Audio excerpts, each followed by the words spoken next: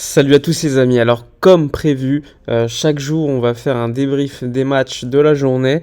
Alors aujourd'hui il y avait deux matchs juste avant le match de ce soir. Il y avait notamment l'Angleterre contre l'Iran et les Pays-Bas face au Sénégal. Donc deux rencontres très très intéressantes à suivre. Je vais vous débriefer déjà la première rencontre, donc Iran-Angleterre, et ensuite on passera sur Sénégal-Pays-Bas. D'ailleurs, Sénégal-Pays-Bas qui verra notamment Frenkie de Jong qui va nous intéresser plus particulièrement.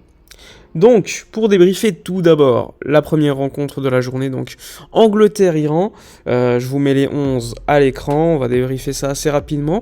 Donc déjà, un effectif de super qualité côté anglais.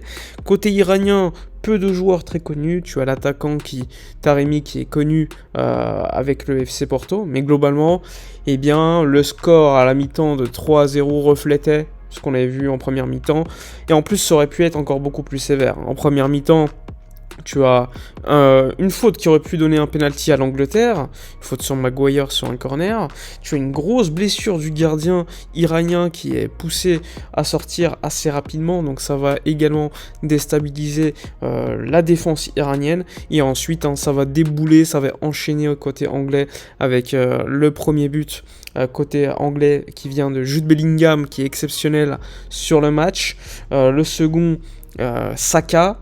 Et le troisième qui va venir de Raheem Sterling après une grosse passe décisive de Harry Kane. Donc globalement, une première mi-temps très très bien dominée par l'Angleterre, très intéressante à voir jouer. On voyait la complémentarité entre Declan Rice et Bellingham, et offensivement, un spectacle. En plus de ça, je trouve que l'Angleterre, au niveau coup de pied arrêté, est très compliqué à défendre. Quand tu as Maguire qui gagne quasiment tous ses duels, Stones en plus, Harry Kane, donc des joueurs très très grands qui gagnent beaucoup de duels, donc ça peut être très compliqué à défendre face à une telle équipe. Et encore une fois, le milieu de terrain, le trio Bellingham, Rice et devant Mount, c'est quand même très très fort, et je pense que ce sera une sélection qui pourra aller très très loin durant cette compétition. Côté iranien, très peu de choses à dire. Une occasion, elle passe très très haut dans le ciel, c'était très dur pour eux. Alors que d'habitude, l'Iran, avec Carlos Queiroz, qui est un coach très connu pour sa solidité défensive, et bien là, l'Iran n'a pas existé. En plus, on le sait, avec un environnement très compliqué autour de la sélection iranienne, suite au contexte géopolitique et politique intérieur en Iran. Donc, 3-0 à la mi-temps pour l'Angleterre, qui est très très en forme. Alors, concernant la seconde période, l'Angleterre a continué à marcher sur l'Iran, même si l'Iran a fait quelques changements qui ont apporté plus de combativité, notamment dans le jeu, mais bon, l'Angleterre était supérieure et a marché sur l'Iran. Saka qui marque très rapidement le 4-0. Bon, l'Iran va quand même marquer un 4-1 avec Taremi, l'un des joueurs les plus connus en Europe pour les Iraniens. Donc ça, c'était quand même quelque chose pour montrer un peu de fierté également pour l'Iran. Mais bon, après tu vois le banc, Foden qui rentre, Grealish, Rashford il touche son troisième ballon, il marque un nouveau but. Grealish en fin de match, il marque également pour se faire plaisir. Franchement, ils se sont quand même plutôt pas mal baladés. Bon, le point négatif pour l'Angleterre, c'est que ils vont encaisser quand même deux buts. Un but par Taremi, un autre, encore une fois par ce même Taremi, sur penalty. Maguire qui est également sorti à suivre son état physique. Mais bon, 6-2 quand même pour un match de Coupe du Monde, c'est quand même très solide pour l'Angleterre, même si en face, on va dire que c'était pas non plus la folie pour l'Iran, qui n'a pas été très bon aujourd'hui. Donc le score 6-2 pour l'Angleterre, supérieur à cette équipe d'Iran. Pour le second match de la journée, donc c'était Sénégal-Pays-Bas, donc match qui fait partie du groupe entre l'Équateur et le Qatar, l'Équateur qui avait gagné hier 2-0. Donc ce match du Pays-Bas-Sénégal, super intéressant, donc les 11, je vous les mets à l'écran. Pas besoin de vous présenter l'effectif du Pays-Bas avec des joueurs comme De Jong, des joueurs également comme Dumfries sur le côté, Van Dijk en défense, De Ligt également. Belle équipe de football, Memphis qui était sur le banc. Côté Sénégal, très belle équipe de football malgré l'absence de Mané. On voit des joueurs comme Ismaïla Sarr, Koulibaly, Mendy, Nampalys Mendy au milieu de terrain. Enfin bref, il y a pas mal de bons joueurs également dans cette équipe du Sénégal. Donc concernant le débrief de la première mi-temps d'abord, j'ai trouvé déjà première mi-temps assez intéressante dans le jeu. Beaucoup d'intensité, beaucoup de pressing. Le Sénégal m'a assez impressionné personnellement au début du match. Pendant 15-20 minutes, ils étaient bien au-dessus des Pays-Bas qui étaient obligés de jouer sur contre-attaque. Et sur les contre-attaques, les Pays-Bas auraient pu en marquer 1 ou 2 buts. Il y a une action où c'est une contre de Jong qui finalement perd du temps. Il y a un bon retour défensif des Sénégalais et une occasion au début du match, très belle action collective où cette fois-ci les Pays-Bas ne mettent pas le but. Sinon, côté Sénégal, assez impressionné.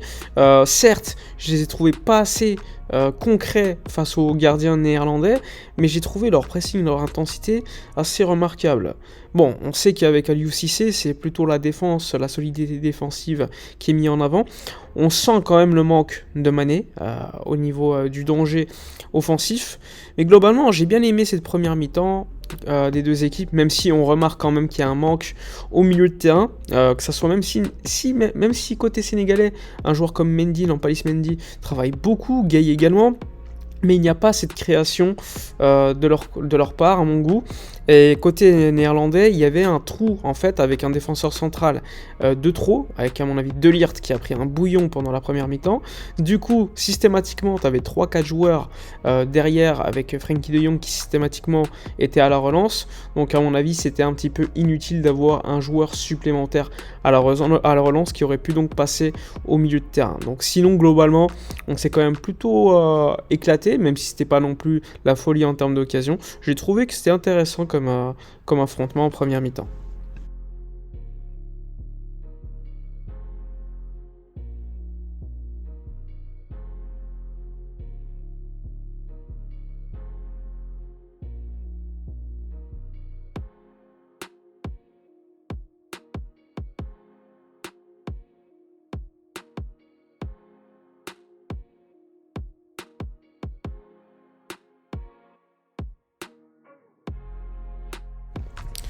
Concernant la seconde mi-temps, alors j'ai trouvé le Sénégal supérieur aux Pays-Bas de manière assez globale.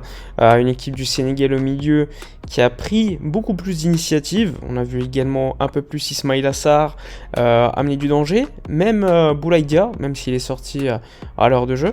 On a vu également Memphis Depay faire son retour après 2 mois d'absence, il faut quand même le dire. Donc pas beaucoup de rythme pour Memphis, mais bon.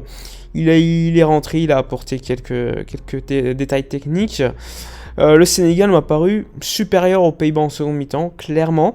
Néanmoins, la différence sera faite par Frenkie de Jong, avec une passe exceptionnelle pour Gakpo, qui a fait un très bel appel et un but de la tête. Et malheureusement pour le Sénégal, qui avait fait une très bonne seconde mi-temps, ils se font punir. En plus de cela, ils perdent sur blessure Kouyaté, qui était alors auteur d'un très grand match, et ça risque d'être très long pour lui, voire à la fin de la Coupe du Monde pour lui. Ils ont également perdu Abdou Diallo sur le côté gauche, même si Jacobs très bien rentré. Néanmoins, franchement, le but encaissé fait beaucoup de mal parce que le Sénégal avait fait un très grand match au niveau de l'intensité du pressing, mais on voit quand même qu'il manque quelque chose devant pour avoir ce surplus en fait de talent qui leur permet en fait de gagner les matchs, et probablement un Sadio Mané aurait apporté énormément de choses. Pays-Bas rate sa seconde mi-temps, on a vu beaucoup de joueurs en difficulté, il manque beaucoup de choses dans cette équipe pour l'instant. On voit qu'il y a un problème au milieu de terrain, la transition entre le milieu et l'attaque. Mais aujourd'hui, la différence aura été faite également par De Jong avec cette passe magnifique pour Gakpo. Donc, défaite du Sénégal contre les Pays-Bas. Et à la fin, donc le Sénégal, le résultat était un petit peu fait, mais bon, le Sénégal va encaisser ce deuxième but assez cruel, encore une fois, très belle action, une très belle frappe de Memphis Depay qui est mal arrêté par Mendy, qui était en grande difficulté aujourd'hui, et Klaassen qui a bien suivi, mais le 2-0, et qui tue d'une certaine manière lors de ce match le Sénégal. C'est pas fini pour le Sénégal, qui va avoir encore l'opportunité lors de ses 2 prochains matchs. S'il y a des bons résultats, s'il gagne contre l'Équateur ou encore le Qatar, ce qui n'est pas improbable, de continuer leur Coupe du Monde. Voilà pour le débrief de la journée des matchs. entre le Sénégal, les Pays-Bas et également le match entre l'Angleterre et l'Iran. N'hésitez pas à me dire dans les commentaires ce que vous avez trouvé à ces matchs. N'hésitez pas également à donner votre MVP des 2 matchs, sans oublier aussi le format de ce type de vidéo. Je vous dis donc à demain pour une prochaine journée de Coupe du Monde.